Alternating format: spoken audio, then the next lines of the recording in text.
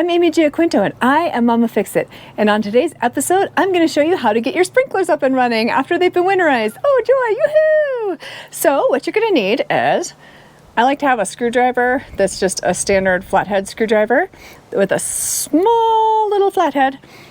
I like to have my bigger flathead screwdriver and a set of channel locks.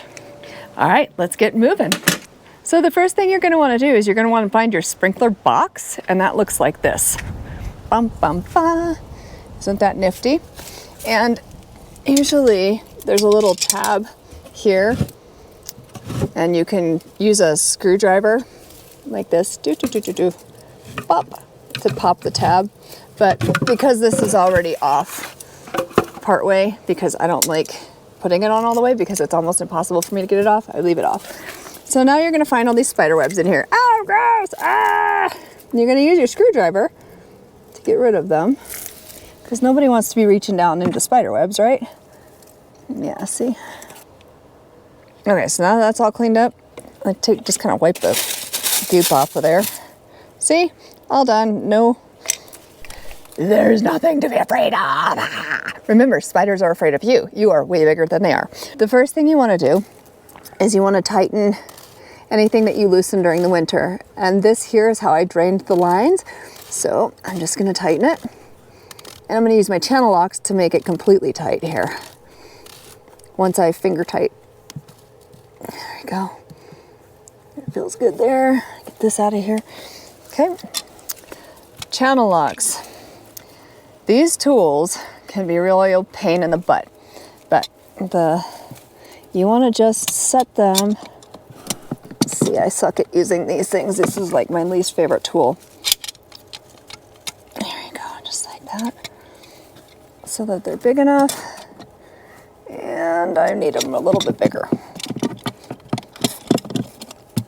Not that big.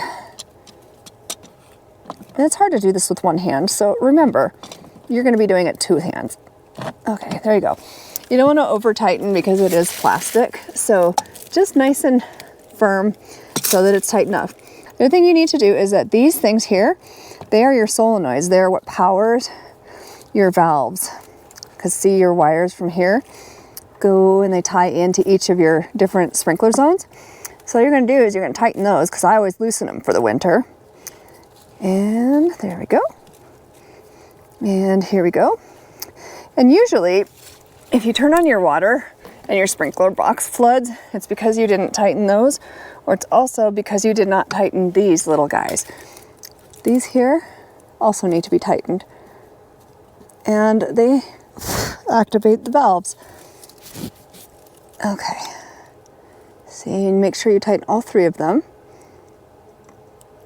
Oh, hi, little daddy long legs. See, you're only going to run into like little daddy long legs like that. I mean, usually. I guess there could be other spiders down here, but I don't want to scare people off. It's not that big of a deal.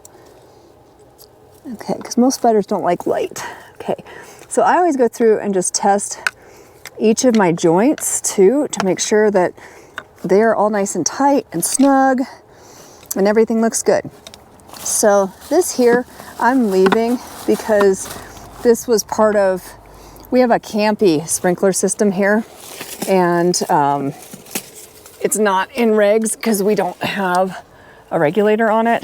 It just comes, the line just comes straight from the house and runs into the sprinkler box. So I don't even bother taking my winterizing off of the line that comes out of the house, because I know I'm just going to have to do it again next year. And so why bother? I'm going to save myself some time. Okay, so now that that is done, we are going to keep the lid off, and we're going to go find the water turn on so that we can, or the water valve in the house, so that we can turn on the water and we can test out and see if anything in this sprinkler box is leaking. Okay, all right, so let's do it. All right, so now we're looking at our pipes, and if you ever see one of these, this is called a nipple, and it's actually a little drain. So you want to always make sure that you've tightened those back down, because if you don't, stuff will leak. Oh, Hail Mary. Always go slow. You should hear the water. Oh, there we go. You hear it? I don't hear any leaks so far. I don't hear any obvious leaks. So let's go outside and check the sprinkler box Now this is scary. Let's see if we have any leaks. Well, so far so good. Just in case, I like to kind of run my hand around everything. I'm not seeing any leaks. Everything's nice and dry down here. So now that we have water powering each of our valves, we're gonna test the actual system and check each zone. And to do that, I don't need to use a sprinkler box. So we're just gonna twist this little guy here. And it's gonna spray, but it should pressurize the system here. Here we go. Yep, let's go check. See, you hear that? I'm squirting all over the place, but this is a good manual way to see. I've got water coming out of the line. So now all you have to do is go and check each of your sprinkler heads to make sure that they're working and they're not broken. So I know that this zone is working. The other way I could do it without all this wet mess is to actually go and use my sprinkler box. But I find that if I'm standing here and I'm testing the front yard, this works a lot better. If I was gonna test it with I'd like to test it with my husband running the sprinklers, but you don't always have two people to do this. All right, let's see what we've got. So you notice how this sprinkler is hardly spraying. Might not look like it. That's because there's not enough pressure in my line, because this one is flooding everything. So looks like I need a new sprinkler head there. So fortunately I have one, and I'm going to go shut off the water now, and then I'll show you how to dig it all out and replace the head. Okay, so for my broken sprinkler head over there, it's kind of a wonky setup because I have this gigantic peony, and as you can see, the sprinkler is behind the peony. I am not sure who designed that, but in order for water to get over the peony bush and get into the yard to water the grass, I need a stick, one of these big long sticks. And then I also grabbed a bunch of these. They just screw together like this, but they come like this. They're relatively inexpensive. Let's see, I have some more of those things here, but you can see the problem. The old stick was busted off right here. I'm gonna need my channel locks to get that off because I don't have a whole lot of room for my fingers to work, so.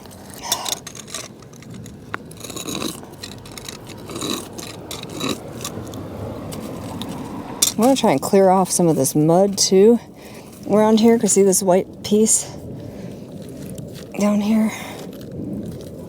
Okay, oh, there's a root growing in there too. Fabulous. Okay. Since there's not a lot of room, I'm using the top here to kind of grip and spin. Okay. There we go. See? Comes right out. You get some water.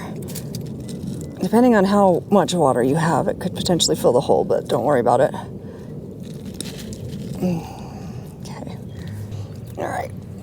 We're gonna screw that in.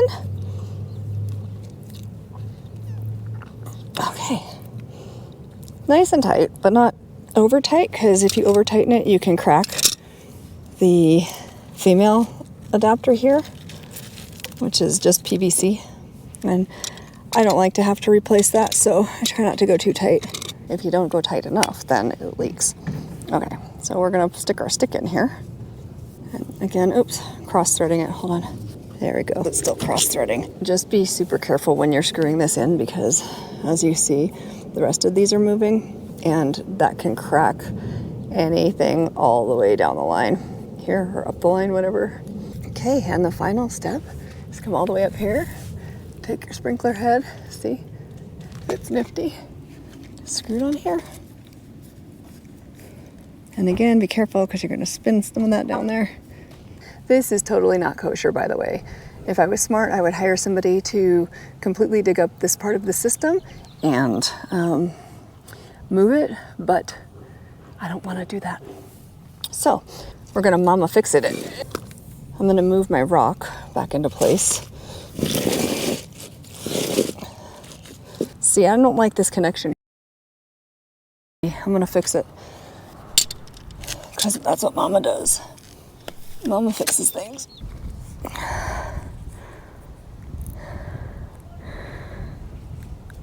All right, that's better.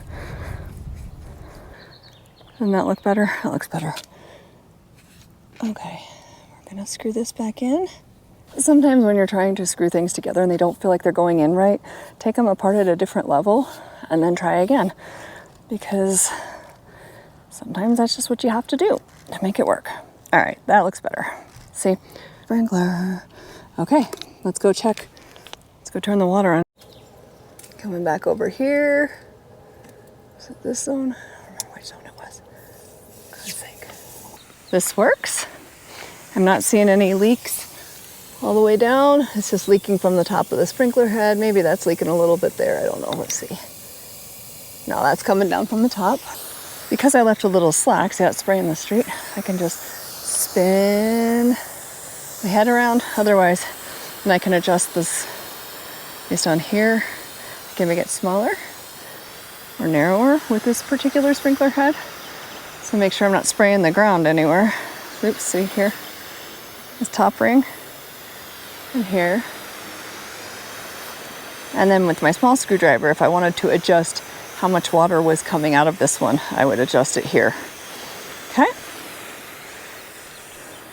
So that's how you fix that broken sprinkler head. Let's go fix the soaker line. I have a few ways that I can fix my soaker line. I can either get one of these little puppies, which is a flow through. And so I would attach it this way to follow the arrow so that the hole, see this teeny tiny little hole? I'll try and zoom in on it. Teeny tiny little hole down here. I think it's right there. Yeah, right there. See that teeny hole? That is the direction your water's gonna flow. So if I want water will come in on this side, it will go out on this side. So it comes in here, goes out here, and then this is where it drips from, that tiny hole down there. So if I wanted to just continue it and just reattach this line to the next section of soaker line, I would hook it up like this. If I want it to terminate, but drip like exactly where it is, like I wanted to end the line right here, I would just use one of these guys. Again, you have to make sure you put it in the right way, otherwise the water flow is going to be backwards or it's not going to work at all. But because I am done with this line, I'm just going to plug it. And I can plug it here, but or I could plug it back in the actual main sprinkler line. But because I may want to reuse it again later on, I might want to hook it back up again, I bought some of these. So I'm going to go here. I'm going to take this. Whatever you do, make sure you have a nice clean cut. Oops, I have to find that and throw that away. And then, see, it's nice and straight there. And then, I don't know if you could see that, nice and straight there. And then I'm simply going to insert the correct size into the hole. And this is not always easy. It's easier if your line is wet. You gotta screw it in a little bit, pinch, screw, and guess what? Voila, like that. This line is capped. All right, let's do this again. Testing. See? All done, not leaking anymore. All right, that is how we fix a sprinkler head and how we fix a broken soaker line. Okay, so now that I have my front yard done, I'm going to put my lid back on.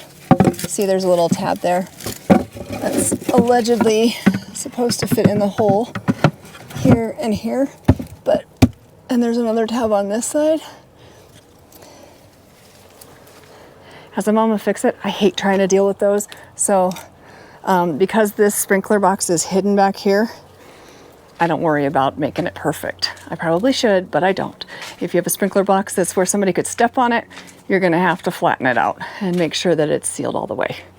Okay, let's go in the back. Okay, so the final thing you need to do to get your sprinklers up and running is to just turn on your box. So I'm gonna open our box here. See, there's our little sprinkler box. And I'm gonna plug it in. That's really important. Provided I can get my plug cover open. There it is. Okay.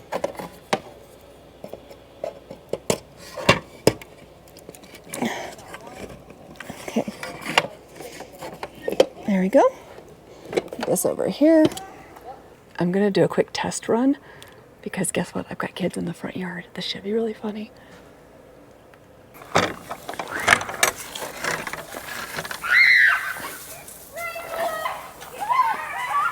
And that is how you know your system is working.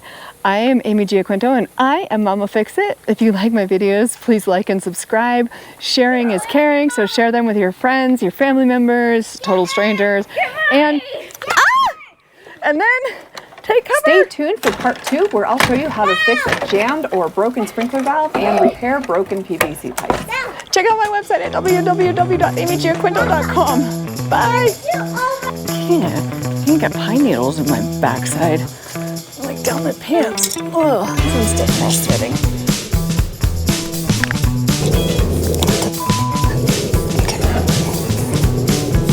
Okay, advice: work on your sprinklers on a warm day because you're gonna get wet.